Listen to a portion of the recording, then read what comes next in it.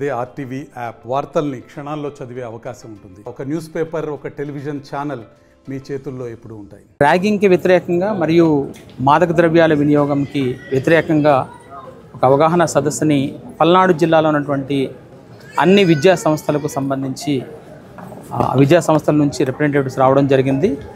వాళ్ళతో ఈరోజు ఈ అవగాహన సదస్సును కండక్ట్ చేయడం జరిగింది. ప్రతి కాలేజ్ నుంచి కూడా పూర్తిగా ఈ అంశం మీద వాళ్ళని సపోర్ట్ చేయమని అడగడం జరుగుతుంది. అట్లాగే యాంటీ ర్యాగింగ్ కమిటీస్ని పెట్టాలని చెప్తున్నాము.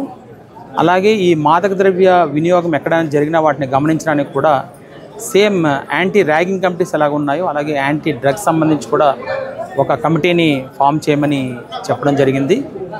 ఇటువంటివి ఎక్కడ ఏమున్నా కూడా ఇమ్మీడియట్గా మాకు ఇన్ఫర్మేషన్ ఇవ్వమని అడుగుతున్నాము. వాటి పట్ల ఇమ్మీడియట్గా మేము రెస్పాండ్ అవుతామని కూడా చెప్పడం జరిగింది.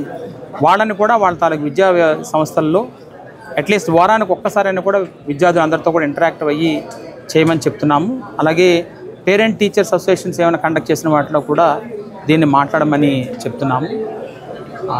దీనికి అడిషనల్గా ఒకటి ఏంటంటే పల్నాడు జిల్లాలో పౌరులందరికీ కూడా మీకు ఎక్కడ ఎటువంటి డిస్టర్బెన్స్ వచ్చినా కూడా ఇమ్మీడియట్గా మాకు తెలియజేయండి. సంఘ వ్యతిరేకంగా ఎవరైనా ఏ పనులు చేసినా కూడా ఖచ్చితంగా తీవ్రమైన చర్యలు అయితే తీసుకుంటాము. ఈ మధ్యన జరిగినటువంటి 2-3 సంఘటనల పట్ల కూడా అరెస్టులు అయితే ఖచ్చితంగా చేస్తున్నాము. అది కూడా శాంతి భద్రతల విషయంలో మాత్రం ఖచ్చితంగా పోలీసు ఎటువంటి వెనుకడుగు ఉండదని కూడా ఇంకొకసారి తెలియజేస్తున్నాం. Thank you. మరిన్ని వీడియోస్ కోసం ఛానల్ ని సబ్స్క్రైబ్ చేయండి. లేటెస్ట్ అప్డేట్స్ కోసం వాట్సాప్ ఛానల్ ని ఫాలో చేయండి. అండ్ లింక్ డిస్క్రిప్షన్ లో ఉంది.